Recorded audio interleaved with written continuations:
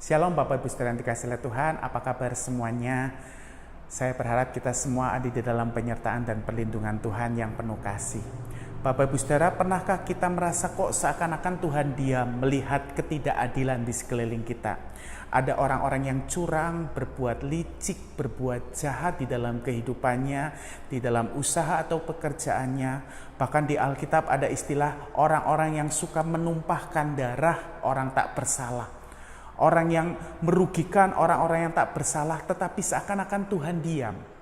Hal yang sama pernah dialami oleh seorang nabi perjanjian lama. Ketika dia melihat bagaimana umat Tuhan sudah berubah setia terhadap Tuhan, mereka menyembah berhala, melakukan kejahatan-kejahatan yang melukai hati Tuhan. Tetapi kemudian ketika Tuhan bertindak menghukum mereka, Tuhan pakai bangsa lain yang ketika menghukum mereka, justru tindakan bangsa lain ini begitu kejam menekan umat Tuhan. Sehingga kemudian Nabi Tuhan ini bertanya-tanya, mengapa Tuhan? Mengapa Tuhan izinkan semua ini terjadi? Ketidakadilan demi ketidakadilan terjadi di depan matanya. Tetapi pada akhirnya Nabi Allah di perjanjian lama ini menemukan satu rahasia, kekuatan dan kemenangan dia melewati pergumulan hidup seperti itu. Saya mau mengajak Bapak Ibu Saudara melihat satu kitab Nabi Habakuk, pasal yang ketiga ayat yang 19. Saya bacakan untuk Bapak Ibu Saudara ya. Habakuk 3 ayat 19, Allah Tuhanku itu kekuatanku. Ia membuat kakiku seperti kaki rusa, ia membiarkan aku berjejak di bukit-bukitku. Bapak Ibu Saudara, Nabi Habakuk dia bilang Allah Tuhanku itulah kekuatanku.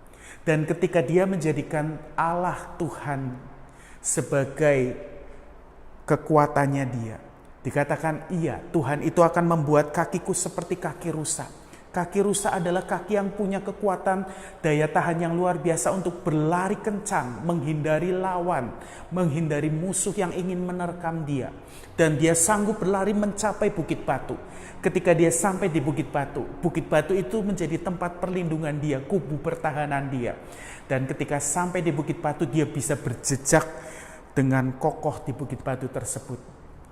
Bapak Ibu Saudara, ketika kita mulai punya banyak pergumulan, banyak pertentangan di dalam batin kita, melihat ketidakadilan, melihat orang-orang jahat kok semakin banyak, tetapi mari jadikan Tuhan kekuatan kita. Kita dalam pergumulan-pergumulan apapun, ketika kita menjadikan Tuhan kekuatan kita, kita akan dimampukan untuk memiliki seperti kaki rusa. Ya, Dia akan membuat kaki kita seperti kaki rusa, bisa berlari, mencari Tuhan, menemukan Tuhan, dan mendapatkan perlindungan di dalam Dia. Kan Alkitab sering mengatakan bahwa Tuhan adalah kubu perlindungan kita, bukit batu perlindungan kita. Ketika kita menemukan perlindungan kita di dalam Dia, kita bisa mendapatkan ketenangan, kita bisa mendapatkan sesuatu damai sejahtera.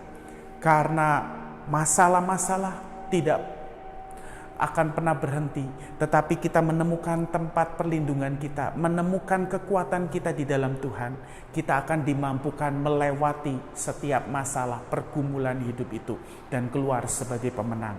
Tuhan menolong memberkati kita sekalian.